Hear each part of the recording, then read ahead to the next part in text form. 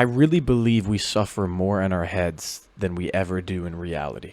There's the world that's actually happening, conversations, consequences, actions, and then there's the world in our mind, the imagined arguments, the worst case scenarios, the silent assumptions, and what people must be thinking. And sometimes the two worlds just don't even match. In real life, maybe someone didn't text you back yet, but in your head they've lost interest, they found someone better, and they decided that you weren't enough. In real life, you make a small mistake. In your head, you just ruined your reputation permanently. The brain is loud, it fills gaps with fear, it creates full storylines out of partial information, it tries to protect you by predicting pain, but in doing that, it often manufactures pain that hasn't even happened. It's like living in two dimensions at once.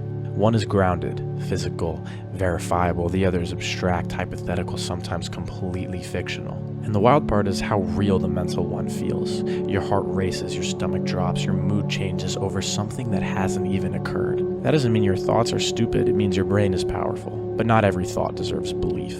There's a difference between intuition and imagination. Intuition is quiet and steady. Imagination, especially fear-based imagination, is dramatic and urgent. It demands you to react immediately to something that might not even exist. Sometimes the healthiest thing to do when you're spiraling kind of in that mental fantasy land is to pause and ask yourself, is this actually happening? Has this actually happened, or is this just noise?